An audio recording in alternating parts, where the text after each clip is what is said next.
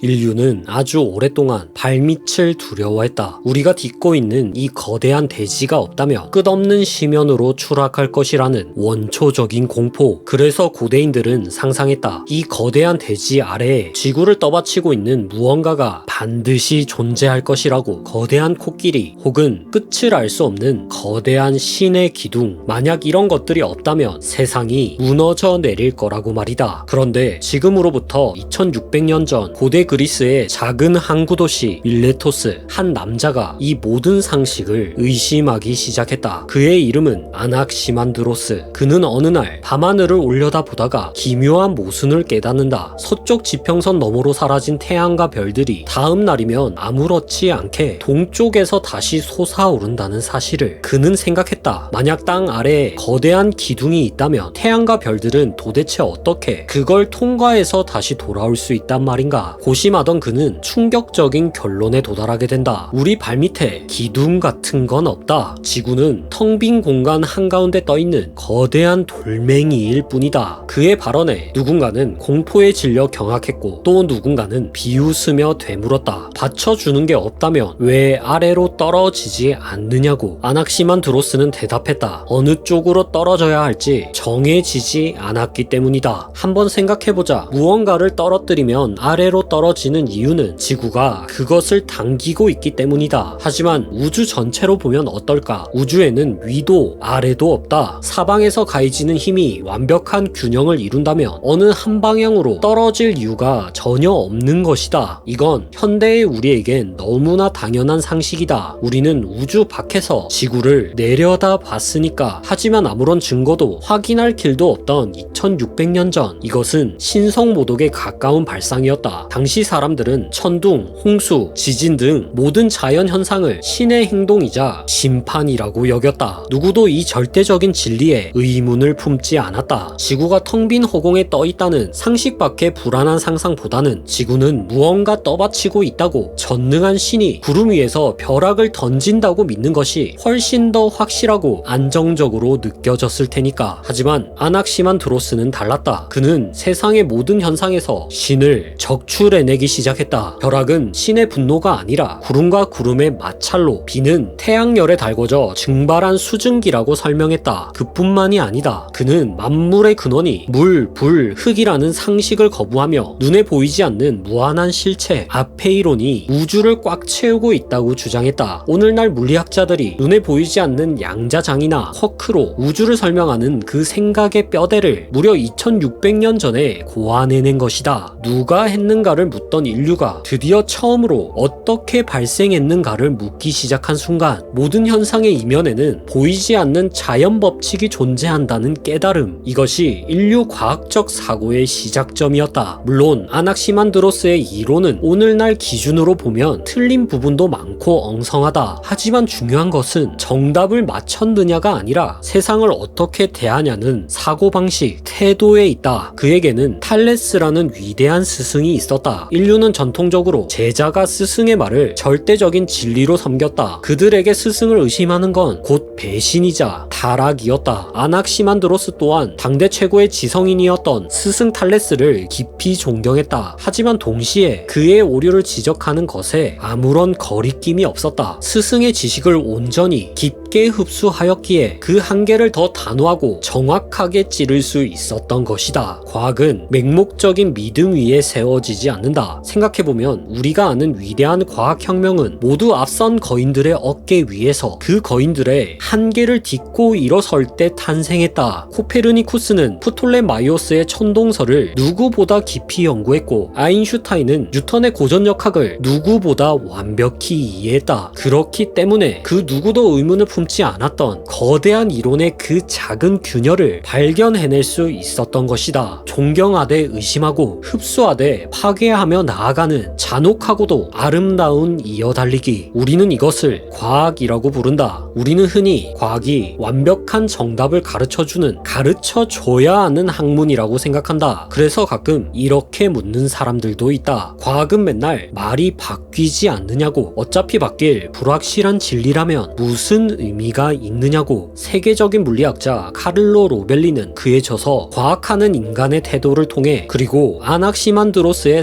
삶을 통해 이렇게 답한다. 과학은 확실해서 가치 있는 것이 아니다. 오히려 그 불확실함을 아는 것이 가장 강력한 원동력이다. 우리가 갇혀있던 좁은 세계를 부수면 부술수록 우리 스스로 얼마나 무지한 존재인지, 이 세상이 얼마나 거대한지 처절하고 사무치게 깨닫게 된다. 하지만 단 하나 확실하게 단언할 수 있는 건 지금 우리의 과학은, 우리가 가진 모든 지식은 확실한 건 하나도 없는 그 칠흑 같은 어둠 속에서 인류가 끊임없이 몸부림쳐 쟁취해낸 가장 고귀한 최선이라는 사실이다. 그렇기에 우리는 믿어야 하고 동시에 또 의심해야 한다. 이건 우주에 떠있는 지구와 닮아있다. 우리의 지식은 위태롭게 떠있다. 하지만 받쳐주는 기둥이 없기에 낡은 틀과 편견에 갇히지 않는다. 어디로든 자유롭게 뻗어나갈 수 있다. 2600년 전 우주에서 신의 영역을 지워버린 남자는 그 길고 긴 시간을 지나 이렇게 외치고 있는 것이다. 우리가 두려워하던 발밑은 사실 없다고, 그저 자유롭게 헤엄칠 수 있는 끝없는 우주가 펼쳐져 있을 뿐이라고. 그러니 발을 내디디면 된다고 말이다. 그것이야말로 과학을 하는 인간의 태도니까.